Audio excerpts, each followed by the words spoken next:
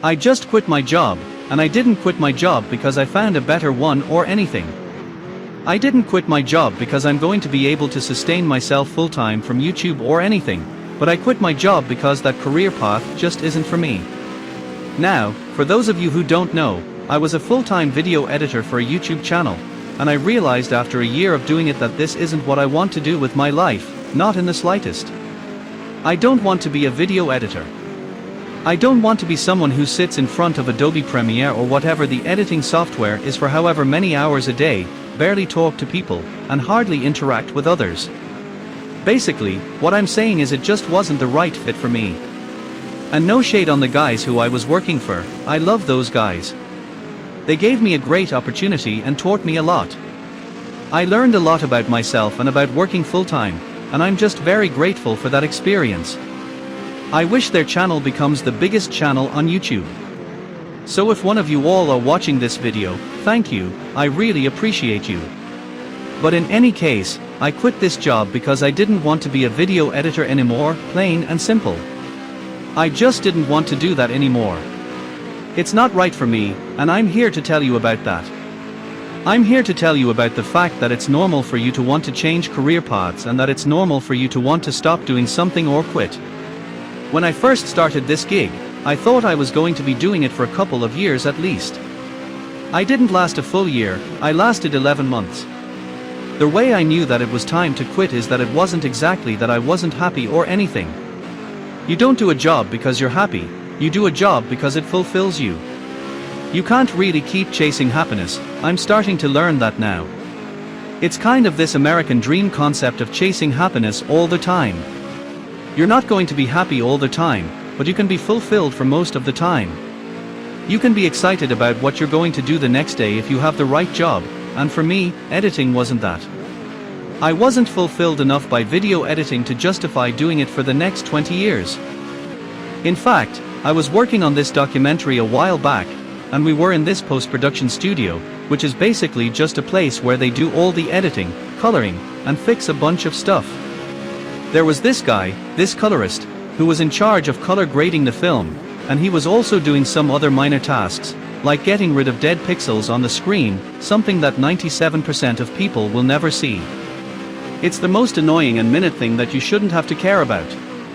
I asked him straight out, doesn't this get ridiculously infuriating having to remove a singular dead pixel on the screen? He said, yeah, it can be tedious sometimes, but you know, I've been doing this for 20 years. I love it. That's when the realization started hitting me, I didn't love what I was doing. I somewhat enjoyed it, I liked the result of what I was doing.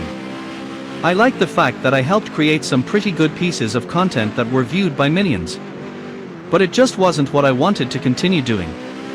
You will find that in your life too.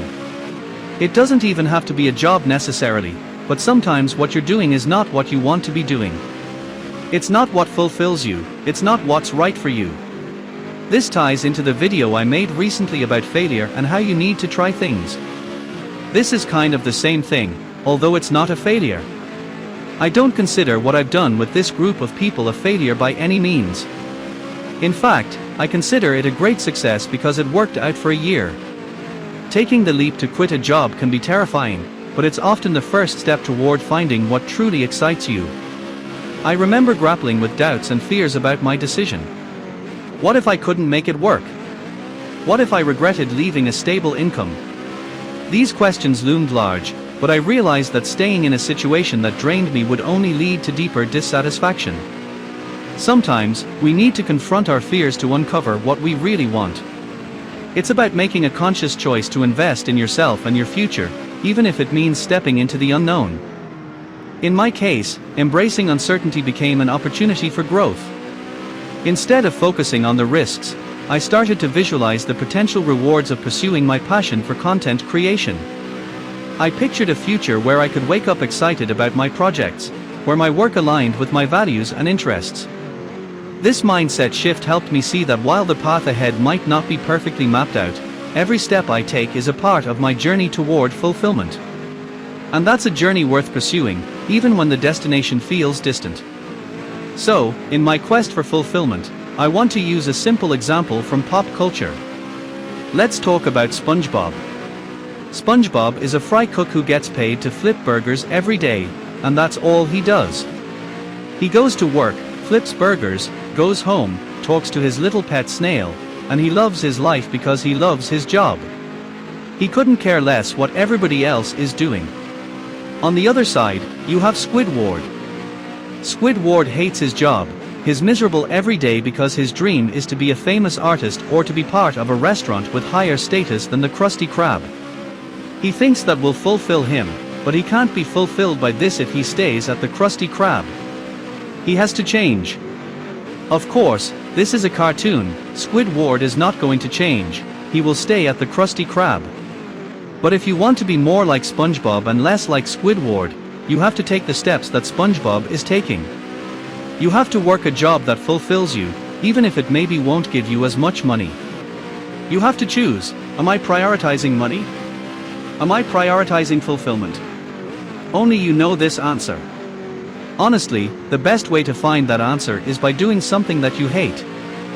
Casey Neistat famously said he was cleaning pots at a Red Lobster, absolutely hated it, and realized he wanted to make YouTube videos. He had time to think about what he wanted to do. In that same note, I had time to think about what I wanted to do. I want to make more content. I want to produce documentaries and explore a bunch of different creative avenues. That became clearer the more I was doing a job I didn't enjoy as much. You shouldn't have to stay in a job that you don't like. Now, I'm fortunate enough to have built a bit of a monetary cushion for myself, so I'm not saying by any means that you should quit your job regardless of your financial situation. You should always consider everything and ensure that you have a place to land if things don't go your way. Right now, I'm taking a risk. I don't have current employment. I didn't find a new job before I gave my 2 weeks. But I'm okay with that because it works for me in my current situation. You should also apply this principle to anything else you're quitting. If you're quitting college, for instance, figure out what you're going to do instead. You can't just not have a plan.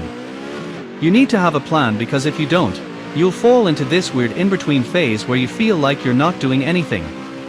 A lot of people suffer because of that. You need to have something, maybe not a complete plan lined up, but you need to have a game plan. Because otherwise, life will gob you up very quickly. For instance, my game plan is to go full throttle on YouTube right now. I want to make more videos, create interesting content, and try different things. The yaps will stay, of course. I'm not going to stop doing these because I love talking to you guys about life and all that stuff. But I want to do more. I have a couple of ideas, like an inbox series where I'll read questions from the comments and try to give advice to the best of my knowledge. That'll be another video a week. I'm also planning a Let's Play cooking series, which would add even more content. I might even start live streaming more casually, maybe playing some Fallout because that's popping right now, and that game is awesome. I'm going to see where it takes me. Anyway, as I was saying, I have a plan, and that plan might not be the smartest plan or the best plan for me economically, but it's a plan to do what I've always dreamt about. I'm also bringing in monthly memberships, like the ones on YouTube, where you can join. I'm not just making it so you can give me extra money. I want to provide more content and exclusive perks for members. In any case, I'm turning it on starting today, so if you choose to join, thank you, I appreciate you. Other than that, it's time to fish now, and I need to catch more than one. It took a lot for me to reach this decision. It took a lot for me to feel comfortable resigning. It's a hard thing to do, but sometimes you just know. Sometimes it's just the right move for you, but you won't really know until you try. So today, here's what I want you to do. Sit down and figure out what's something you're doing that you don't like, something you might want to quit or aren't feeling right about. Ask yourself why you're doing this thing. Is it a job, a project, or a relationship? Think about the pros and cons. Do I want my job for the rest of my life to be as a software engineer, or do I want to be a musician? Consider what it takes to be a musician and how you're going to get there. After thinking long and hard and making those hard decisions to follow your passion, it's time to take action. But be careful, don't think too long because you don't have infinite time. You have a lot of time, but you don't have infinite time. Thank you all so much for watching the video. Good night and good luck.